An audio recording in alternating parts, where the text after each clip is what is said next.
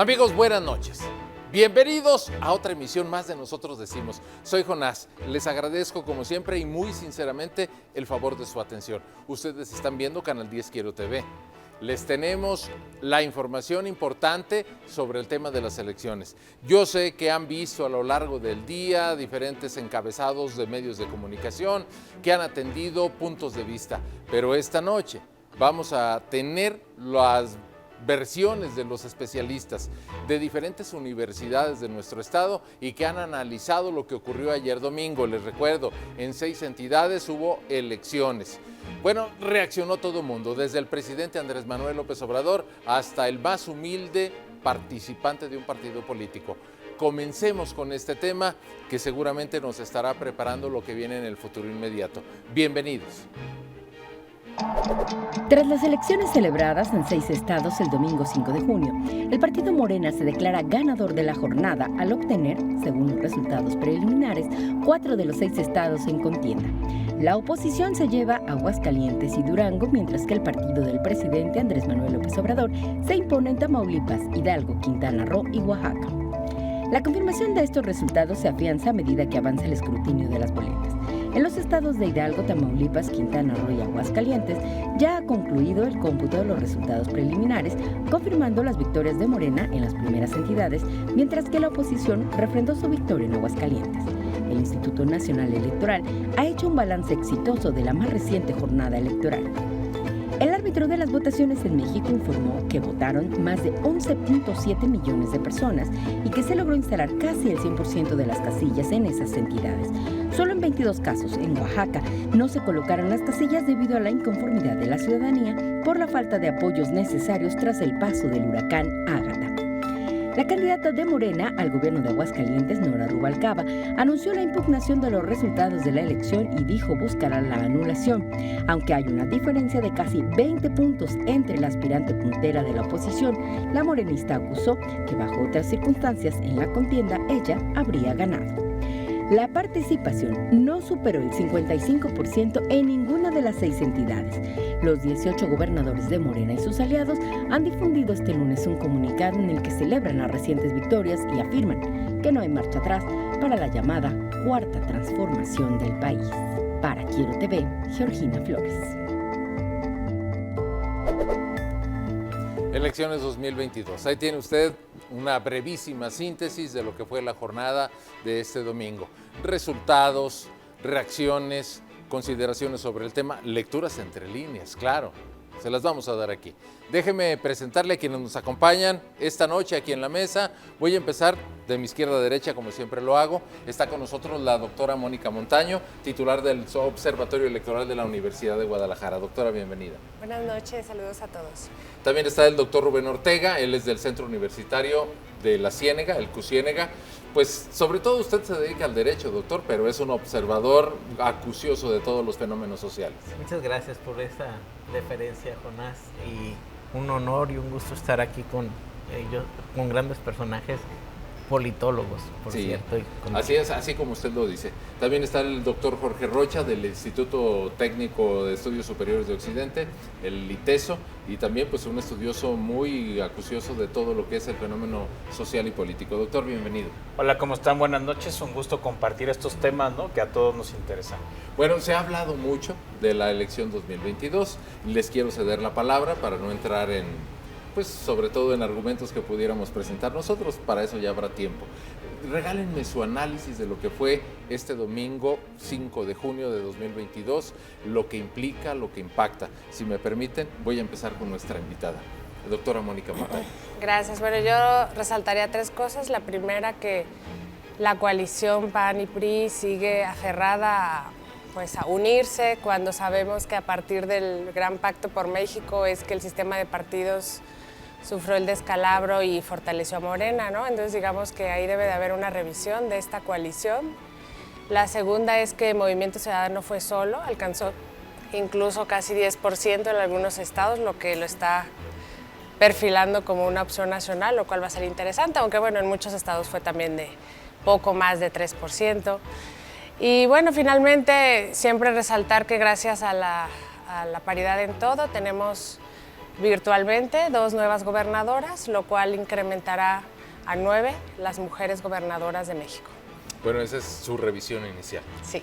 Doctor Rubén Ortega, su análisis inmediato. Así, en síntesis, los grandes ganadores, el PRI de antes y el Morena de hoy, el primor. Luego, esta coalición de Va por México, mostrando a mi ver que sí tiene con qué competir, siempre y cuando haga una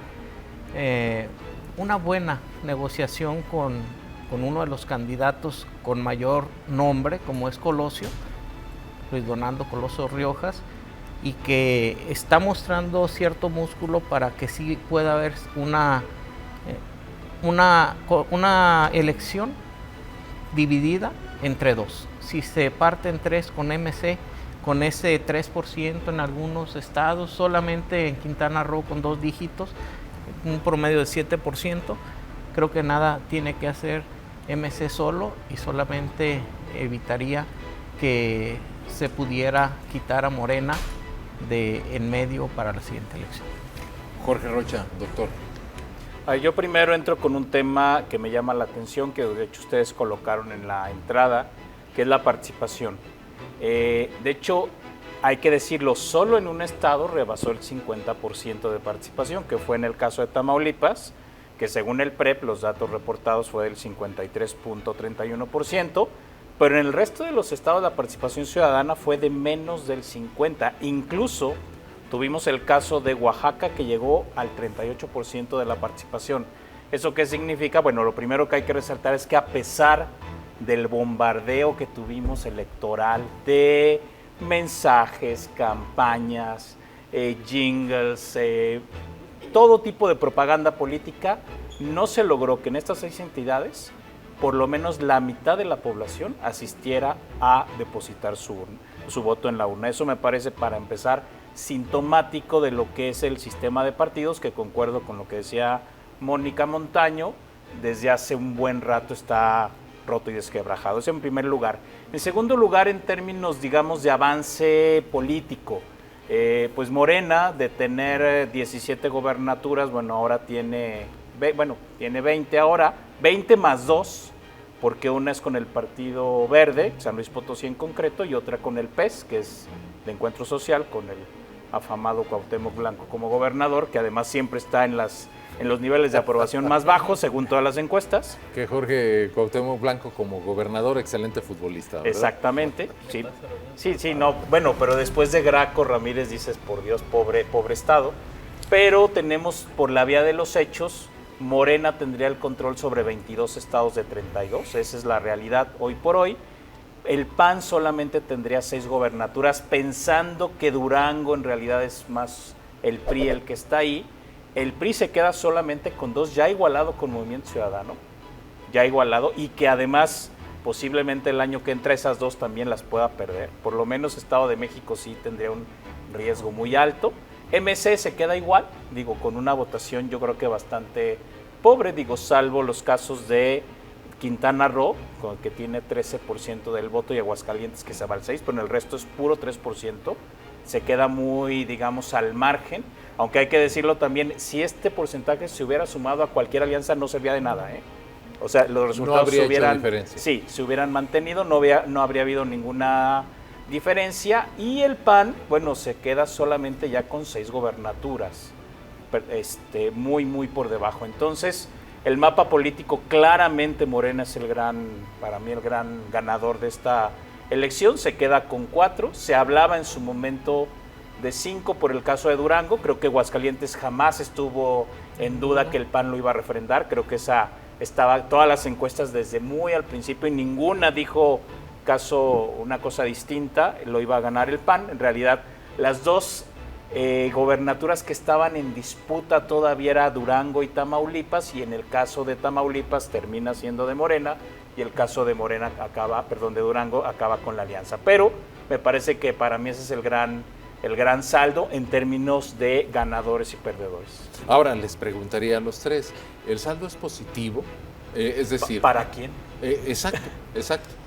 Fuera de lo que significa para las élites partidistas, para la alianza PAN-PRI-PRD, Para el partido Morena, porque la verdad hablar de una coalición Morena, Partido Verde, PT, pues el Partido Verde y el Partido del Trabajo, lo voy a decir con respeto, pues son como rémoras, simplemente están recogiendo los pequeños saldos, ellos no marcan una diferencia, no le dan a Morena absolutamente nada a ganar, sino que más bien es lo contrario.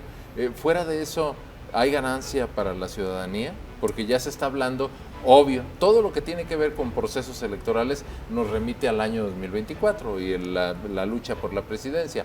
Creo que el Estado de México y Coahuila en 2023 van a ser definitivos, porque si ganara Morena del Estado de México, pues creo que ya poco habría por hacer. Pero en este caso, con lo que pasó ayer, ¿hay alguna ganancia para la ciudadanía, doctora Mónica Montaño? Creo que para la ciudadanía la ganancia fue tener unas elecciones bien organizadas, con el INE, los institutos locales. Creo que la participación, a pesar de que el doctor menciona que fue baja, generalmente es baja cuando no es concurrente con el presidente, por lo cual no me parece tan grave los niveles de participación, quizás solo el de Oaxaca, pero ya se mencionaba un poco el problema del huracán y demás, ¿no? Entonces creo que en general, a pesar de que hubo más de 400 denuncias en estos procesos electorales, Durango y Hidalgo fueron los que tuvieron más denuncias, estamos viendo que hay un canal institucional, ya todas estas, pues digamos, anécdotas de que se ha ofrecido el voto, que se ha ofrecido dinero a cambio del voto, que sí existe, doctor. Que sigue existiendo, que sigue habiendo intervención gubernamental, pero creo que se ha fortalecido la figura de los institutos electorales. Bueno, en medio de la discusión sobre la reforma electoral, creo que eso es digno de resaltar y de que fueron una jornada pacífica. Sí, ciertamente. Doctor Rubén. Gana la sociedad mexicana, porque el INE queda fortalecido, coincido con la doctora, y por más que Andrés Manuel ataque a este instituto, va a tener que respetarlo, porque ha hecho que se respeten los triunfos de Morena, como también ha logrado que se respeten hasta el momento los triunfos de la coalición, ¿no? Esto para mí es positivo. Segundo, que en estados como Hidalgo ya se logró ahora sí el transitar del partido hegemónico hacia otro partido, aunque pudiéramos hacer el análisis de 3 gubernaturas en donde proceden del PRI y que hoy ganan con Morena estos personajes. Entonces vienen las mismas estructuras, vienen las mismas formas de hacer política, la misma comunicación, e inclusive vimos cómo en Durango, que pierde Morena, con drones hacen unas tomas en la Comisión Federal de Electricidad de unas instalaciones en donde están uno de los líderes de Morena comprando, más bien ahí dándoles dinero para que traten de comprar votos y se desplacen en vehículos a los carruseles.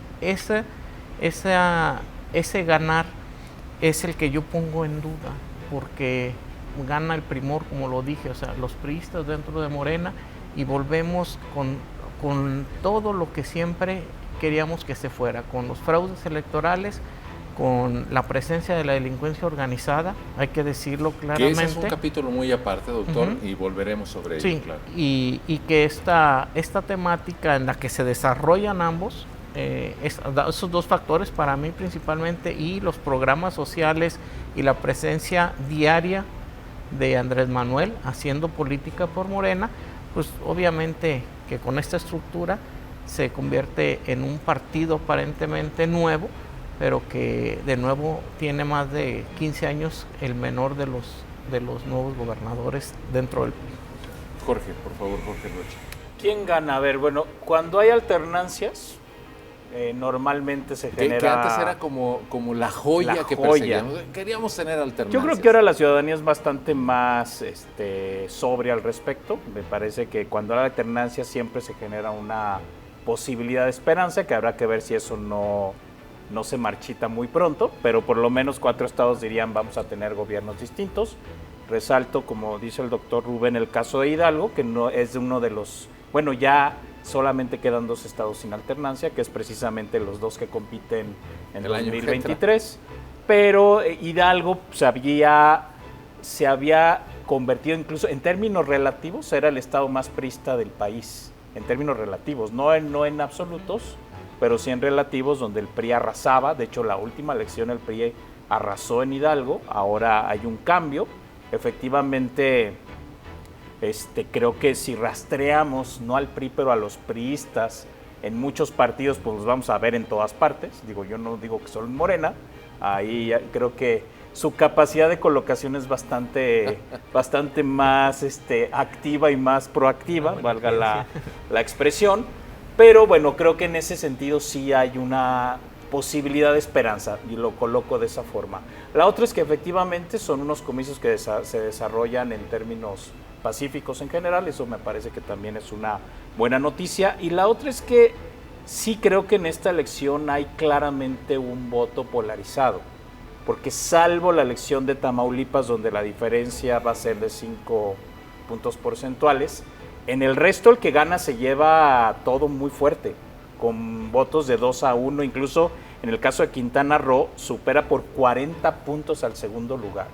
O sea, arrasa, o en el caso de Aguascalientes se lleva con 20 puntos a Morena, la alianza PAN-PRI-PRD, es decir, también hay un claro voto dividido entre dos proyectos políticos, y el que gana, al menos en 5 estados, gana de manera muy contundente. Eso habla de que sí está surtiendo efecto la polarización política que estamos viviendo en el país en las elecciones locales. Ahora, doctor Jorge Rocha, déjeme preguntar para luego hacérselo extensivo a nuestros invitados. Aquí hay 2 temas importantes. El tema de las ganancias en margen de votación. Bueno, yo presumo, y así lo he dicho en varios espacios de información, mientras más participación haya y más amplio sea el margen de ganancia para un candidato o candidata, más legitimidad para el aparato gubernamental que va a instalar. ¿Eso se sigue manteniendo? Pregunto. Y segundo, habría que revisar también si esta polarización nos está dejando algún dividendo positivo, porque aparentemente la rechazamos, porque la polarización nos pone en uno u otro bando. Y bueno, la verdad es que la sociedad y los individuos somos mucho más complicados, complejos, que una postura. Entonces le preguntaría de entrada esto. A ver, mira, yo creo que, en términos electorales, que ganen de esta forma lo que genera es un triunfo inobjetable y una legitimidad de entrada potente. El gran problema que yo veo es que luego en el ejercicio de gobierno se desdibuje a ese 35% que votó, por ejemplo, por Morena en Aguascalientes, o al 30% que votó en Hidalgo por la alianza PAN-PRI-PRD, o el 40% que votó en Morena por Durango. Es decir, el gran problema de estos triunfos tan contundentes es que luego parecería que ya en el ejercicio de gobierno los que ganan desdibujen y nulifiquen e invisibilicen a esa oposición que ahí está y que no es menor tampoco. Es cierto que hay unas grandes diferencias, pero finalmente son un 20, un 30, un 40% de mexicanas y mexicanos que viven en esos estados, que de alguna forma también esos gobiernos van a, valga la redundancia, gobernar para ellos. Para mí ese es el problema. En términos electorales está muy bien que así sea. En términos de gobierno hay que ver que efectivamente estos gobiernos entiendan que aunque ganaron de esta manera, van a hacer este ejercicio de administración pública para todas y para todos. Doctor Rubén Ortega. Coincido con el doctor Jorge en este aspecto, porque los gobernantes en la actualidad siguen teniendo la cultura de los gobernantes antiguos, ¿no? Ganamos en todo, y si no, forzamos a que todos cuenten para mí. E incluso violando y violentando los pesos y contrapesos, ¿no?, a los otros poderes. Luego ahí bajamos un poquito la información desde mi punto de vista a la conformación de los congresos estatales en cada uno de estos lugares. Por ejemplo, en Oaxaca, gana todo, tiene el número suficiente, incluso le falta un diputado nada más para poder hacer las modificaciones necesarias a la Constitución política del estado de Oaxaca. Ahí sí se lleva todo, pero en los demás estados gana 10, 15 espacios y va a tener la necesidad de entonces sí hacer la coalición esta con los diputados de los otros partidos que van sumando en esos espacios, y que ojalá y que eso aprendiéramos, ¿no? A tener el respeto por cada una de las curules en democracia, en una verdadera democracia, y de manera proporcional, porque a veces hay una sobrerepresentación, sobre todo en las cámaras o en los municipios, en las regidurías, para que tomen las decisiones el alcalde o el gobernador, y al final de cuentas se convierte en un dictador, ¿no? Digo, no quiero hacer referencia a cuáles estados. O como decían antes, eran como príncipes de sus estados. Así es. Doctora, voy a regresar con usted. Tengo que hacer una pausa, si me permiten. Seguimos con este análisis muy interesante de lo que fue la elección el 6 de junio, ayer 5 de junio, perdón. 6 estados renovaron sus gubernaturas, está fresquecito el tema, así que vamos a regresar después de un corte. Esto nosotros decimos esta noche de lunes, ahora sí, lo digo con atingencia, 6 de junio del año 2022. Volvemos. Ya estoy de regreso con ustedes, rapidísimo se nos fue la pausa, así que vuelvo con nuestros invitados. Les recuerdo que esta noche es lunes 6 de junio del año 2022. Me acompañan la doctora Mónica Montaño, el doctor Rubén Ortega y también el doctor Jorge Rocha. Todos ellos especializados en sus áreas y además, y como lo dije antes, lo reitero, acuciosos observadores del fenómeno social y también del proceso electoral. Ayer hubo elecciones, ayer domingo, se renovaron las gubernaturas de 6 estados, pero más allá del ámbito de cada una de estas entidades, hay varias consecuencias que se pueden observar a nivel nacional. Y regreso con la doctora Mónica Montaño. Ya les preguntaba a Jorge Rocha, a Rubén Ortega, doctora, sobre el tema de quiénes ganan, pero déjeme agregar a reserva de lo que usted quiera añadir.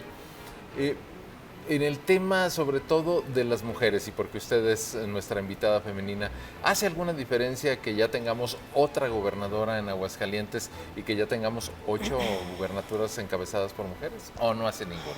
Claro que hace, ¿no? Digo, usted díganos. Hay años de lucha donde incluso en las mismas cúpulas partidistas tienen ciertas dinámicas. Y solo fue a través de la ley que han permitido que haya la mitad de la población que es femenina, pues estar en los espacios de poder. Entonces, claro que hace la diferencia. Y a tu pregunta que estábamos hablando antes de salir al corte, sí creo que los gobernadores siguen siendo muy poderosos, no eran príncipes, siguen siendo los gobernantes creo que incluso más poderosos pareciera que el mismo presidente, porque tenemos más gobernadores con casos de corrupción en la cárcel, con tantísimas declaraciones de una manera irrespetuosa incluso a la misma ciudadanía, que los presidentes, ¿no? Bueno, al menos en la historia reciente. Entonces sí creo que en los estados ahora deberíamos de preguntarnos eso. Hemos estado observando, por ejemplo, el perfil de los candidatos a gobernador. Y la mayoría son empresarios, académicos y abogados, bueno, como aquí nuestro colega, pero sí deberíamos de pensar en qué hay que reformar en cuanto a la figura de gobernadores, porque ahora estamos hablando de nuevos electos gobernadores, pero que lo que hay que evitar es que vuelvan a cometer los mismos excesos que los anteriores, ¿no? Bueno, en ese sentido, doctora, déjeme preguntarle, porque ya dio usted pie a eso. Ciertamente uno espera que el gobernante sea una persona con conocimiento, que sea capaz, que tenga algún título universitario y si se puede posgrados, pues mejor que mejor. En el caso de la nueva o de la gobernadora electa, antes de que reciba ya el nombramiento, pues es politóloga como usted. Bueno, vamos a regresar con usted, déjeme oportunidad porque parece que está teniendo un problema con la garganta. Doctor Rubén Ortega, voy a esto. ¿Cuál es el resultado de las gubernaturas en el caso de las 6 que se acaban de elegir en términos no solo de política partidista con miras a 2024, sino para beneficio de la ciudadanía? ¿Cambia en algo que, por ejemplo, Aguascalientes siga en la misma línea político-partidista, que en Hidalgo haya una revitalización de la política con una alternancia, o seguimos con la misma lucha de élites? Yo creo que es esto último, estimado Jonás.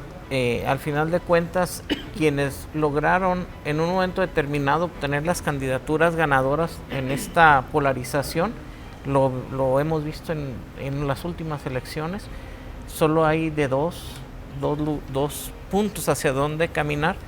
En el caso de Hidalgo, incluso vemos que hay una un apoyo o un dejar pasar por parte del gobernador actual, Fayad, para que con toda la tranquilidad ganara Morena. Entonces no creo que vaya a haber un cambio real en Hidalgo con esa situación. En el caso de Aguascalientes hay todo un compromiso a través del acuerdo al que ha venido llamando en estos casos Claudio X González, sí, a permanecer en esa unidad, y creo que Aguascalientes se ha desarrollado como un estado económica y socialmente muy aceptable, y al permanecer en este estatus yo creo que le hace bien, porque imagínate que pase lo de Morelos, y además con una persona que sin menospreciar como lo hace el presidente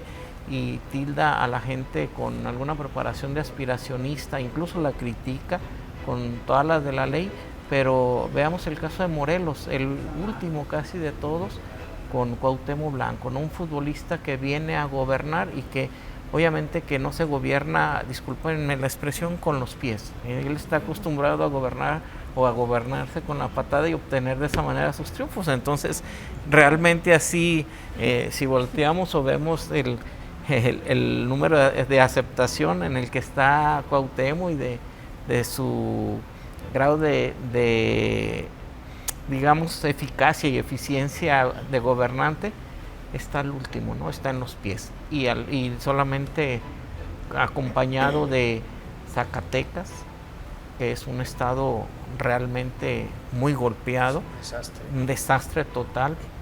No quiero volver a usar la palabra crimen, pero es un estado que está golpeado en seguridad y que realmente se han dado hasta los desplazamientos, y entonces yo creo que coincidiendo con estas nuevas posiciones en las que van a tomar, hay estados como Durango que a mí me llama la atención que no siguió la línea del presidente, que fue marcando en el triángulo dorado, y sin embargo ahí permanece el PAN PRI PRD, sí, con el triunfo, y que realmente lo que le va a dar es pues la estabilidad que hasta ahorita ha sostenido, que si quizá entrara alguien de Morena, pues iba a desestabilizar la cuestión que ahí se tiene, y que ahí ya, con esto termino, yo veo que los siguientes estados, como el caso de Oaxaca,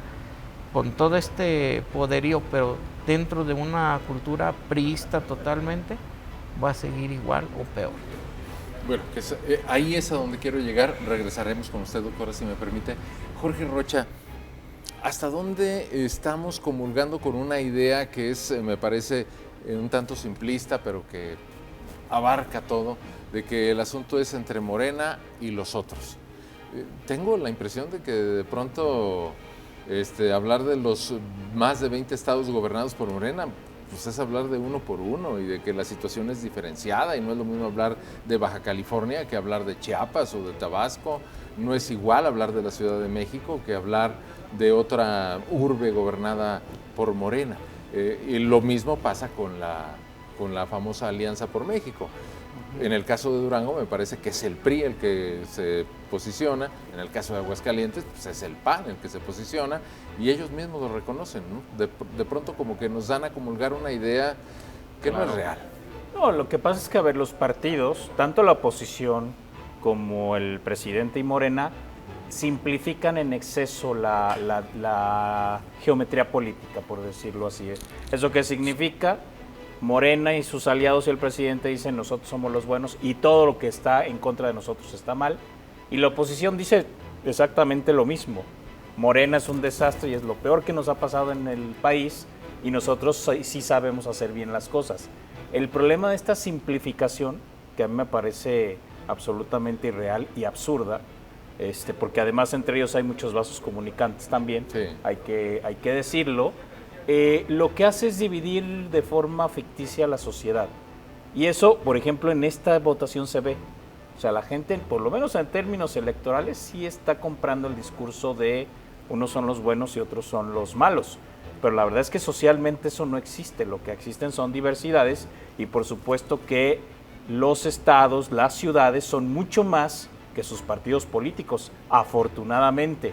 El problema es que hay una excesiva simplificación del discurso y que luego, desafortunadamente, también hay que decirlo, hay otros actores que abonan a esta simplificación excesiva, que a mí me parece muy nociva, porque precisamente eso sí me parece muy antidemocrático. Pensar que todo mundo es bueno o malo per se, ¿no? Y que entonces yo soy el bueno y el adversario es químicamente malo y perjudicial para el país, y viceversa.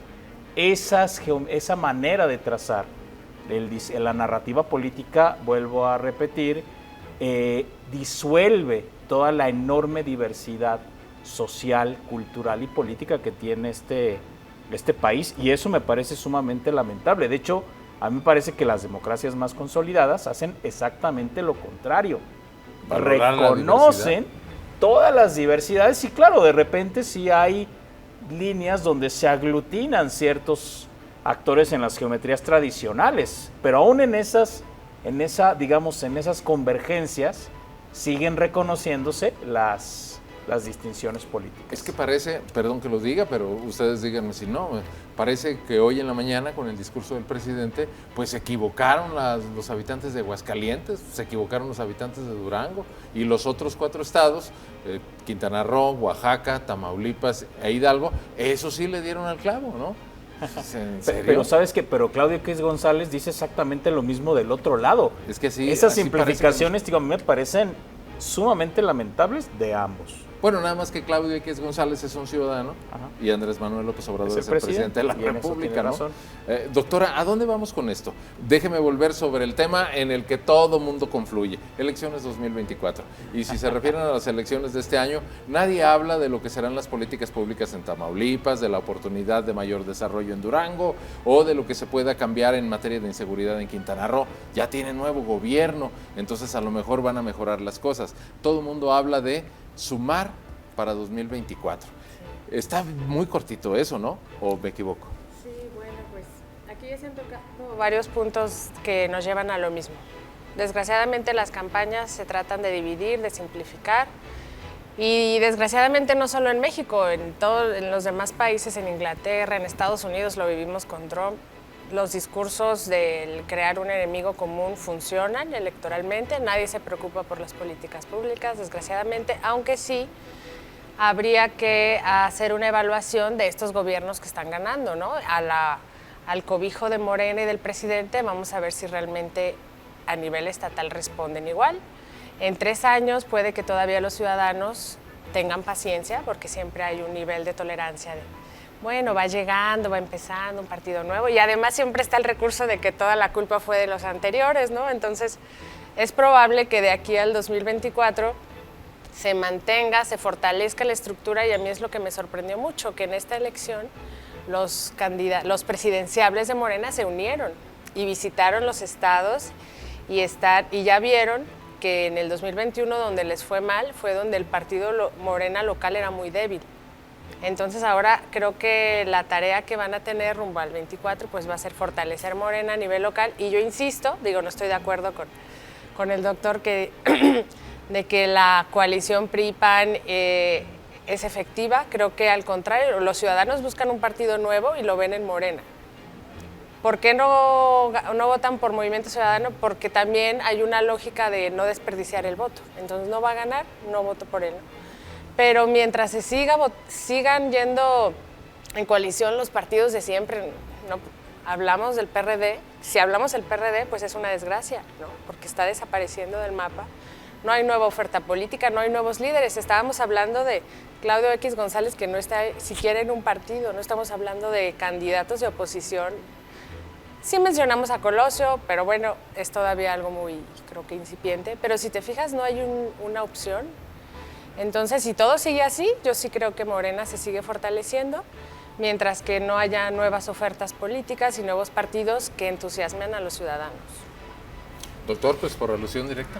Sí, bueno, claro que no estoy de acuerdo con la doctora, porque haciendo el minucioso análisis, suponemos que Morena es un partido nuevo, que de nuevo no tiene nada. O sea, son los personajes anteriores con todas las estructuras y las formas de hacer las cosas como antes, ¿no? Como el PRI, así, y algunos panistas que primero se colaron y otros ya se han ido, se han salido. Pero viendo el 24, estamos a año y medio de que se definan las candidaturas. O sea, estamos en junio del 22, 23, 24.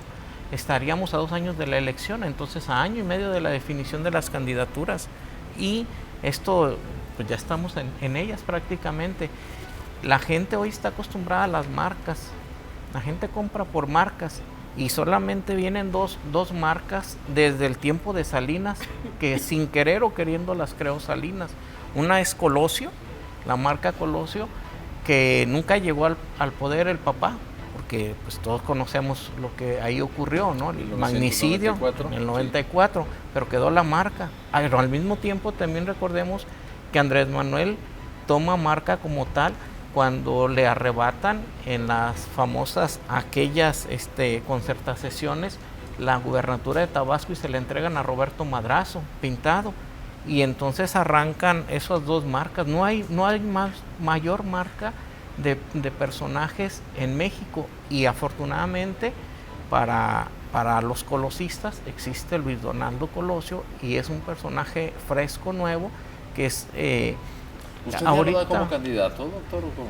No, pero ya estamos hablando de aspirantes y de precandidatos. En realidad yo es a los que veo con ese tamaño.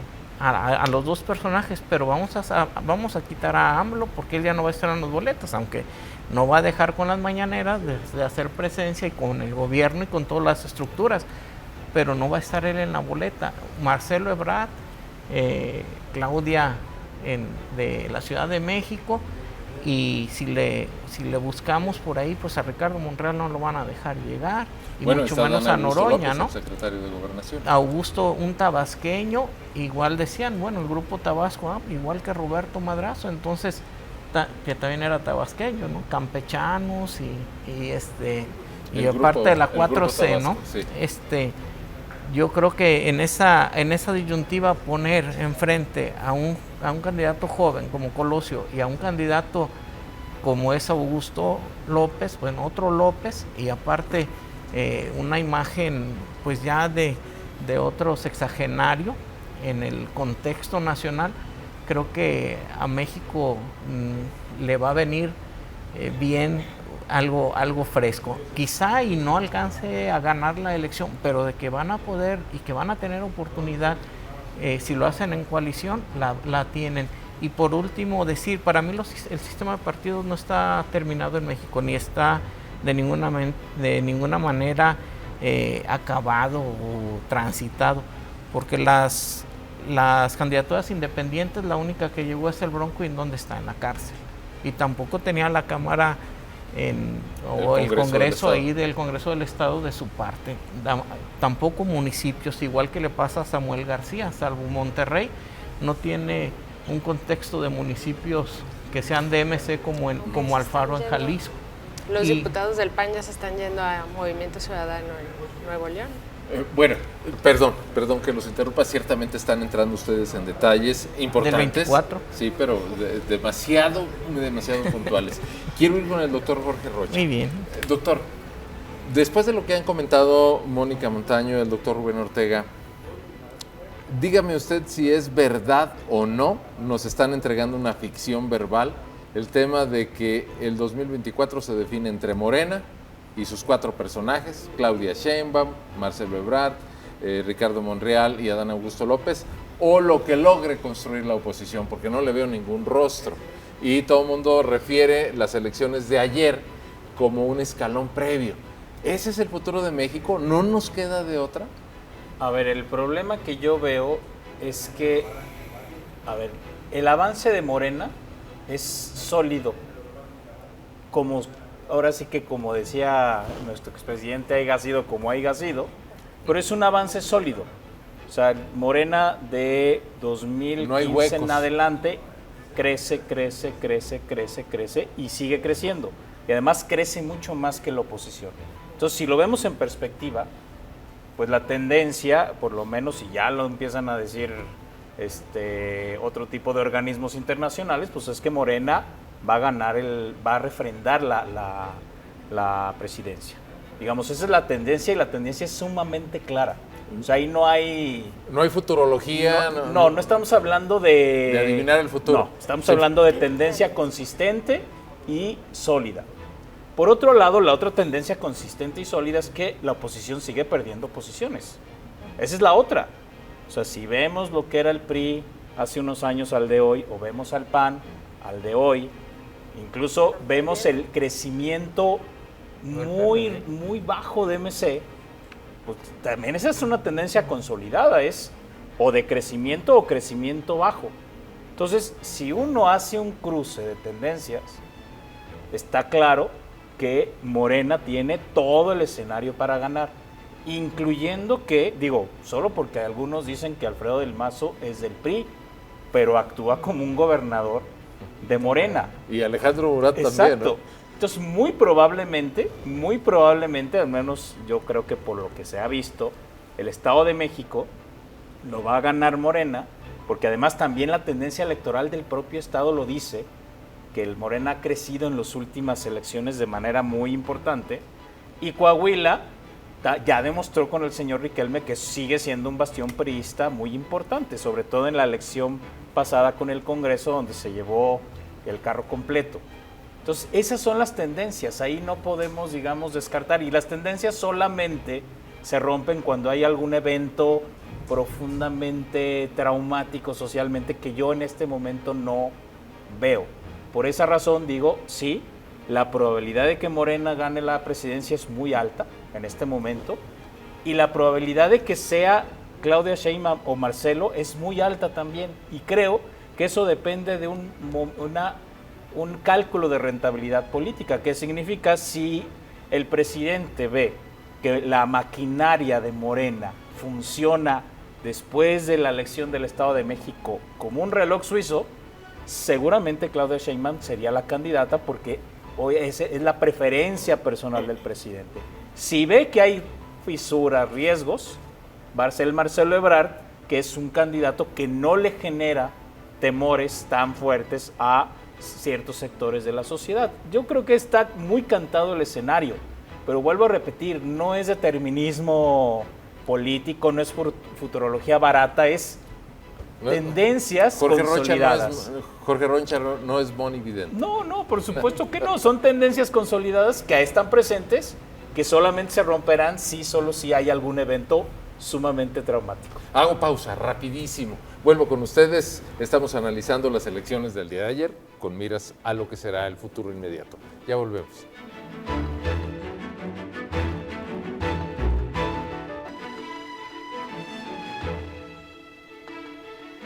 Estoy de regreso con ustedes. Esto es Nosotros Decimos. Lunes 6 de junio.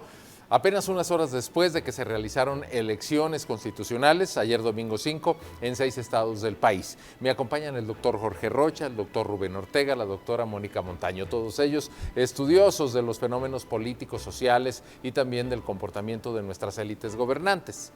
Y ahora regreso con ustedes después de haber analizado lo que pasa a nivel nacional, estas combinaciones que se dan entre partidos. Platiquemos de nuestro universo particular.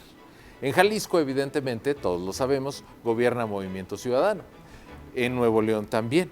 De hecho, es tan obvio y tan contundente que hasta se hacen comparativos en diferentes medios de comunicación. El día de hoy se destacaba que Movimiento Ciudadano, junto con el PRI y el PAN y la Alianza Morena y Partido Verde, pues tienen la mayoría de los gobiernos de la República. Se incluía en esa alianza de Morena y el Verde al partido de Cuauhtémoc Blanco en Morelos. Y Encuentro Social. Y también, se considera el porcentaje de población y demás factores que pueden ser dignos de considerar. Se ha venido especulando, y por eso quiero darles la palabra en ese sentido, si Movimiento Ciudadano se convertirá o no en un aliado de una alianza que pudiera hacerle frente a Morena en 2024. ¿Qué opinan de eso? ¿Les parece viable? ¿Es correcta la estrategia de Movimiento Ciudadano de quedarse al margen? Porque lo han dicho reiteradamente, no nos interesa, a la sociedad no le gusta que se hagan esas alianzas entre partidos que son de una izquierda y una derecha opuestas y que hace algunos años combatían como si se tratara de una guerra, doctora. Sí, de hecho yo a eso me refería cuando hablaba cuando se modificó el sistema de partidos. Me refiero a que cuando se crea el Pacto por México y que Enrique Peña Nieto une a los que nunca podían trabajar juntos, al PRI, al PAN, al PRD, hay una tendencia muy visible, como se hablaba antes, de una pérdida de filiación partidista. Los ciudadanos se decepcionan de que los partidos que creían opuestos se unen y es cuando empiezan a migrar a Morena. De hecho, hasta en estas encuestas se puede observar que el perfil del votante de Morena, pues alguno viene del PAN, mucho viene del PRI, y bueno, se están realineando estas identidades. Por eso sí creo que no conviene a los partidos seguir aliándose con este tipo de ideologías opuestas. Tenemos el caso de Francia, donde para que la izquierda se pudiera recuperar, pues Macron hizo un nuevo partido político. Ya habíamos hablado, sí, es una marca, es quizás solo una pantalla, quizás siguen siendo los mismos, pero una plataforma nueva, discutiendo ideas nuevas, es lo que yo creo que ahorita necesitan los ciudadanos, identificarse con nuevos partidos. Entonces, bueno, ya hablando en específico de Movimiento Ciudadano, ya se aliaron en 2018, algo no funcionó, por algo no se volvieron a aliar, y creo que a pesar de que al PRI y al PAN sí le convenga que se vaya con ellos, pues Movimiento Ciudadano quizás como marca menos ligada al pasado como PRI-PAN, pues quizás estará buscando abrirse camino, aunque eso no le garantice ganar la presidencia, pero quizás ir ganando espacios como partido, así como Morena lo hizo, pero que sin duda no se compara el crecimiento, ¿no? Morena desde el 2014 hasta hoy ha crecido muchísimo, ya se han mencionado los tienen un personaje, ¿no? Exacto, un personaje. Está en Palacio Nacional. Y bueno, y Movimiento Ciudadano tiene 2 gobernadores de Jalisco, Nuevo León. Vamos a ver si les ayuda para seguir creciendo, pero todavía yo los veo muy lejos. Doctor Rubén Ortega, ¿usted qué considera de Movimiento Ciudadano? Movimiento Ciudadano es un partido que incluso cambió de nombre, viene de Convergencia, y con el mismo presidente otra vez después de Clemente Castañeda, Dante Delgado, ex gobernador de Veracruz, y bueno, conocemos la historia de Dante, ¿no? En este panorama, Dante y Convergencia, luego MC, siempre estuvo en alianzas con AMLO, con Andrés Manuel, y hasta en esta última que hubo la divergencia, no juega con Andrés Manuel.